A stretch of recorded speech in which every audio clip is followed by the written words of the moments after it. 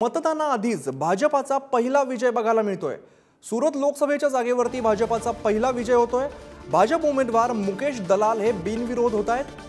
काँग्रेस उमेदवार निलेश कुंभानींचा अर्ज हा रद्द झालेला आहे। इतर उमेदवारांनी अर्ज मागे घेतले, त्यामुळे भाजपा उमेदवार मुकेश दलाल हे आता बिनविरोध झालेले बघायला मिळत आहेत। शिवाजी काळे आमचे प्रतिनिधी अधिकची माहिती देत आहेत। शिवाजी, काँग्रेस उमेदवार निलेश कुंभानींचा अर्ज हा रद्द झालेला आहे, त्यामुळे भाजपाचा पहिला विजय म्हणावा लागेल। अगदी भाजपने लोकसभा निवडणुकीमध्ये म्हणजे 18व्या लोकसभेच्या निवडणुकांमध्ये खातं उघडलेलं आहे, तेही सुरतमधून।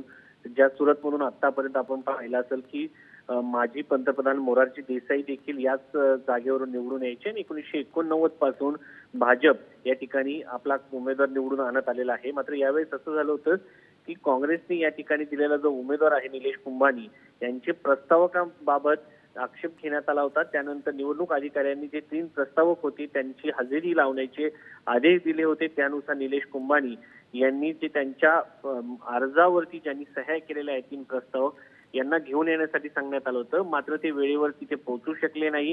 त्याच्यामध्ये विशेष बात म्हणजे त्यांच्या सोबत जे प्रस्तावक देण्यात आले होते ते त्यांचे सर्व नातेवाईक होते, मात्र हे नातेवाईक देखील या ठिकाणी पोहोचले।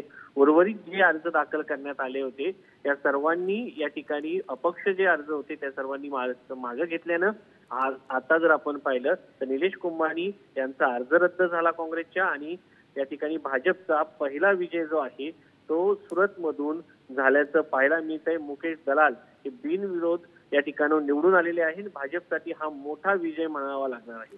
निश्चित भाजपासाठी मोठा विजय म्हणावा लागेल। धन्यवाद शिवाजी या सगळ्या माहितीसाठी।